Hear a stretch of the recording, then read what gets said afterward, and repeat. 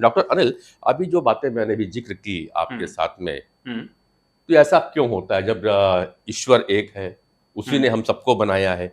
Even एक ही माता-पिता के जो संतानें होती हैं, उनमें भी ऐसी भिन्नता देखने को मिलती है। क्या है ये?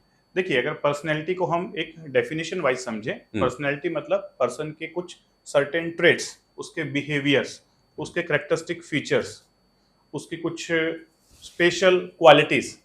हुँ, तो ये जो क्वालिटीज़ होती हैं, ये हर व्यक्ति की अलग होती हैं। इसीलिए तो हम सब एक जैसे नहीं हैं।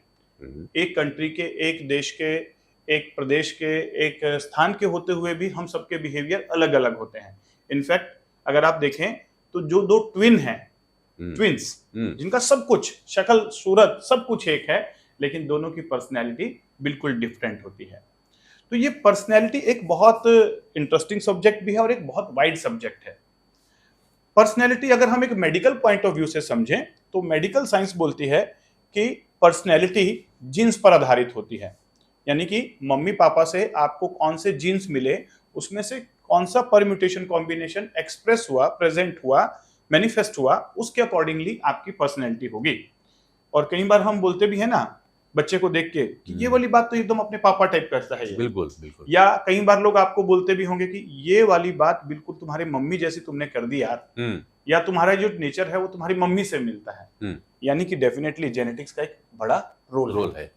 हुँ, लेकिन केवल जेनेटिक्स नहीं, हुँ, जेनेटिक्स के साथ-साथ जिस एनवायरनमेंट में हमारा पालन-पोषण हुआ, जिस हुँ, एनवायरनमेंट में हमारा डेवलपमेंट हुआ, हमने क्या एक्सपीरियंसेस लिए, जी। वो सारी चीज़ों को भी पर्सनैलिटी डेवलपमेंट के अंदर एक बहुत बड़ा रोल माना गया है।